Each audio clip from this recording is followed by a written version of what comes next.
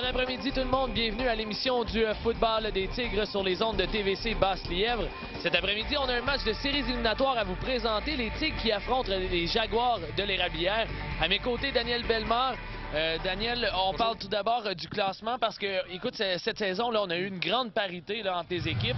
Et je pense que le classement, même si on voit Nicolas Gatineau et Montbleu là, qui sont exclus des séries éliminatoires, c'était des équipes sur qui on aurait peut-être pas misé là, une non-participation aux séries, justement. Tout à fait. Beaucoup de parité cette année dans la Ligue de football, le Subway. On ne peut pas demander mieux pour les amateurs. Si on parle du classement en tant que tel, on sait que les Tigres ont terminé en première place à 32 points, mais ça se corse à la position 2, 3 et 4, la dernière position pour accéder aux séries éliminatoires, alors que on parle d'un pointage de 27 points et les deux dernières équipes qui accèdent aux séries éliminatoires à 26 points. Donc, il n'y a pas un grand écart entre la première et la quatrième place, ce qui nous promet probablement un match intéressant cet après-midi. Exactement, Daniel. Et si on parle d'une force des Tigres cette année, c'est bien entendu leur défensive qui, elle, à elle seule, n'a accordé que 67 points cette saison. 67 points, là, on voit pas ça souvent, là, Daniel. Ah, tout à fait. La défensive des Tigres là, qui est très solide, que ce soit en ce qui concerne le jeu au sol ou le jeu aérien. J'ai discuté avec le coordonnateur défensif aujourd'hui, et puis c'est ce qui émet de son unité défensive, c'est que cette année, on ne compte pas uniquement sur 2, 3 joueurs clés qui peuvent faire la différence, mais plutôt une unité défensive bien équilibrée où chacun y met du sien et puis où chacun peut faire la différence, ce qui a permis justement aux Tigres d'avoir une fiche très acceptable, même excellente, de 67 points contre. Parce que c'est pas sorcier, là, les plus proches concurrents là, des Tigres au niveau des points contre, ben c'est Nouvelle-Frontière qui en a accordé 166. Là. Il y a un grand écart. Il y a un écart assez important. On parle de 100 points accordés de plus pour l'équipe de Nouvelle-Frontière. De se présenter en séries éliminatoires avec une défensive aussi solide, c'est de bon augure. Et puis pour une équipe d'entraîneurs, c'est ce que tu veux pour les séries éliminatoires. Tu veux une défensive que tu sais qui peut gagner des matchs. On parle de la défensive, mais il faut parler de l'offensive également. Une offensive qui est portée sur la course depuis plusieurs années. Les Tigres, c'est une offensive qui maîtrise très bien le jeu au sol. Là. Puis il ne faut pas oublier, cette année, je pense qu'on a des porteurs de ballon qui sont capables de faire le travail, pas seulement qu'un. Tout à fait.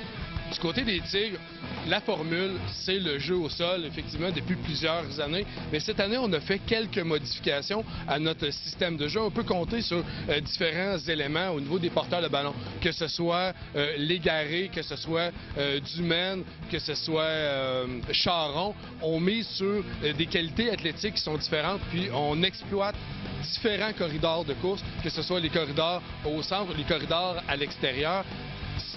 On oblige la défensive des équipes adverses à étirer la défensive, ce qui favorise justement les corridors de course. Puis en même temps, bien, du côté de l'offensive, ça nous donne une plus grande profondeur. Il ne faut pas l'oublier. On a plusieurs porteurs qui peuvent faire le travail. Justement, on a eu la chance de s'entretenir avec Michel Roy. On vous laisse entendre ses commentaires. Soyons clairs, la saison régulière, même les matchs printaniers, ça veut rien dire. Même si on a une défaite en 10 matchs, la plus importante, la vraie saison commence aujourd'hui. Nous, historiquement, on a toujours été extrêmement forts durant les éliminatoires. Fait que c'est le temps de prouver qu'est-ce qu'on a comme équipe, qu'est-ce qu'on a dans le cœur. C'est aujourd'hui que ça se fait. On n'a pas eu la chance, malheureusement, de s'entretenir avec l'entraîneur-chef des Jaguars de l'Érablière, mais par contre, on peut quand même parler de leur préparation, Daniel, parce que c'est une équipe, la semaine dernière, là, le match qui s'est fini sur une note un peu amère pour les deux formations. Hein. On s'attendait peut-être à ce qu'une équipe domine plus que l'autre, et les Jaguars ont su faire de bonnes stratégies pour pouvoir peut-être passer près de battre les Tigres. Là.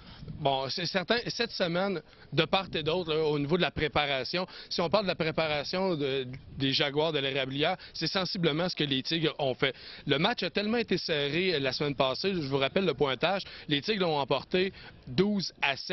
On en parlera peut-être tout à l'heure en ce qui concerne la fin dramatique, mais on sait que ces deux équipes qui peuvent remporter le match. Donc, du côté des Jaguars, on a probablement peaufiné notre jeu, mais sans faire d'ajouts au niveau de jeux spéciaux ou d'essayer de remanier nos jeux offensifs de bout en bout. Probablement qu'on va garder ce qui fonctionnait bien, mais qu'on va faire des petits ajustements. Parce qu'on a toujours eu des bons matchs entre les deux formations. Il ne faut pas oublier que ça a toujours été des matchs serrés. La semaine dernière, bon, 12-7. Mais précédemment, dans la saison, lorsque les équipes se sont affrontées, on a eu un match qui s'est terminé 38-26. C'est un touché d'écart, là, Daniel. Tout à fait. C'est deux équipes qui préconisent un style de jeu offensif très similaire, très axé sur les jeux au sol. Deux matchs qui ont été très serrés. Tu le mentionnais, les Tigres ont remporté le premier match 36-28, alors que la semaine dernière, ils ont remporté le match 12-7. Je parlais de fin dramatique. Ça aurait pu vraiment aller d'un côté ou de l'autre, alors que à la toute fin du match, au moment où il reste à peu près 2 minutes à faire, il y a eu 2 revirements. Les Tigres étaient à leur ligne de 20. Les Jaguars en ont profité pour reprendre le ballon. Ils auraient pu marquer un touché, ce qui leur aurait donné la victoire. Mais à leur tour, ont créé un revirement à la ligne de 1, la défensive des Tigres, qui s'est précipitée sur le ballon, et puis ça a scellé l'issue du match. Mais on parle d'une fin de match dramatique des deux côtés. Alors voilà, c'est ce qui complète notre avant-match. Merci beaucoup, Daniel. On vous retrouve pour le début de cette joute tout de suite après cette courte pause.